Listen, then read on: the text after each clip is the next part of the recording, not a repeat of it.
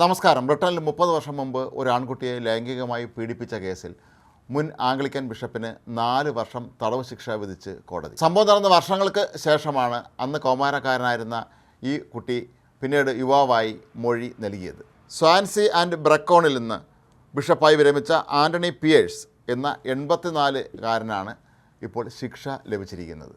1980-കളിൽ കുട്ടിയുടെ കുടുംബം പള്ളിയിൽ പോകുമായിരുന്ന കാലത്ത് ആ പള്ളിയിലെ വൈദികനായിരുന്നു ആൻ്റണി പിയേഴ്സ്. ഇയാൾ ഓർഗൻ വായിക്കാനെത്തിയ കുട്ടിയെ നിരന്തരം ലൈംഗികമായി പീഡിപ്പിച്ചിരുന്നു എന്നാണ് ആരോപണം. ഇയാൾ മോശമായ ഉദ്ദേശത്തോടു കൂടി കുട്ടിയെ നിരന്തരമായി കെട്ടിപ്പിടിക്കുകയും ഉമ്മവയ്ക്കുകയോ ചെയ്യുമായിരുന്നുവെന്ന് വർഷങ്ങൾക്ക് ശേഷമാണ് ഇര വെളിപ്പെടുത്തിയത്.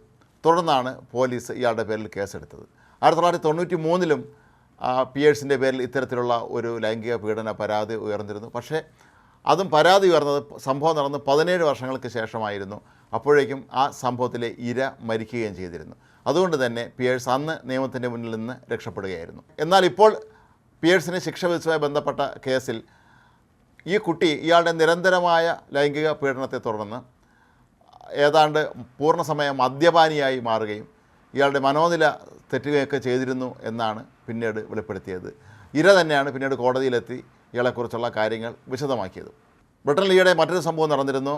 ലിവർപൂളിലെ ബിഷപ്പായിരുന്ന ഡോക്ടർ ജോൺ പാപ്പലത്തിനെതിരെ 2 സ്ത്രീകളാണ് ലൈംഗിക ആരോപണ പരാതി ഉന്നയിച്ചത്. ഈ പരാതി ഉന്നയിച്ചവരിൽ ഒരാൾ വനിതാ ബിഷപ്പായിരുന്നു എന്നുള്ളതാണ് മറ്റൊരു പ്രധാനപ്പെട്ട കാര്യം. ഏതായാലും ആൻ്റണി പിയേഴ്സിന് ശിക്ഷ കോടതി വിധിച്ചപ്പോൾ അദ്ദേഹം നിർവികാരനായി ആ വിധി കേട്ടു നിൽക്കുകയായിരുന്നു എന്നാണ് ദൃക്സാക്ഷികൾ പറഞ്ഞത്. ഇപ്പോൾ ജോൺ പിയേഴ്സിന് 84 വയസ്സുണ്ട്. അദ്ദേഹത്തിന് കടുത്ത അനാരോഗ്യമുണ്ട്, ഹൃദയത്തിനും കണ്ണിനുമൊക്കെ പ്രശ്നങ്ങളുണ്ട് എന്നാണ് ഇതിൻ്റെ അഭിഭാഷകൻ വ്യക്തമാക്കിയത്. ആൻ്റണി പിയേഴ്സിൻ്റെ പിൻഗാമിയായ ബിഷപ്പും ഇദ്ദേഹത്തിൻ്റെ നടപടിയെ ഒരു കാരണവശാലും അംഗീകരിക്കാൻ കഴിയില്ല എന്നും ഇത് നിന്ദ്യവും അങ്ങേയറ്റം വിശ്വാസ വഞ്ചന നടത്തിയതാണ് എന്നുമാണ് അദ്ദേഹവും വെളിപ്പെടുത്തിയിട്ടുള്ളത്. ഏതായാലും ആംഗ്ലിക്കൻ ചർച്ചിനെ സംബന്ധിച്ച് ഇത് വലിയൊരു വിഷയമായി മാറിയിരുന്നു. ഇതിൻ്റെ പേരിൽ നിരവധി ആരോപണങ്ങൾ നേരത്തെ ഉയർന്നിരുന്നു. സംഭവം മൂടിവയ്ക്കാൻ ശ്രമിച്ചതാണോ എന്ന് പോലും സംശയം ഉയർന്നിരുന്നു. എന്നാൽ ആംഗ്ലിക്കൻ ചർച്ചും ഇയാളുടെ പേരിൽ കർശന നിലപാട് തന്നെയാണ് സ്വീകരിച്ചത്. ആൻ്റണി പിയേഴ്സിനെ എല്ലാ പദവികളിലും നീക്കം ചെയ്യുന്നതായി നേരത്തെ ആംഗ്ലിക്കൻ ചർച്ച് പ്രഖ്യാപിക്കുകയും ചെയ്തിരുന്നു. ഏതായാലും 30 വർഷം മുമ്പ് ആരും അറിയാതെ നടന്ന ഒരു സംഭവം അത് ഇപ്പോൾ പുറത്തു വരികയും അതിന് ഒരു മുൻ ബിഷപ്പ് തന്നെ ശിക്ഷിക്കപ്പെടുകയും ചെയ്യുന്നത് ബ്രിട്ടീഷ് നിയമങ്ങൾ എത്ര കർശനമായി അവർ പാലിക്കുന്നു എന്നുള്ളതിൻ്റെ ഏറ്റവും മികച്ച ഉദാഹരണമായി മാറുകയാണ്. 1999-ലാണ് ആൻ്റണി പിയേഴ്സ് ബിഷപ്പായി അവരോധിതനായത്.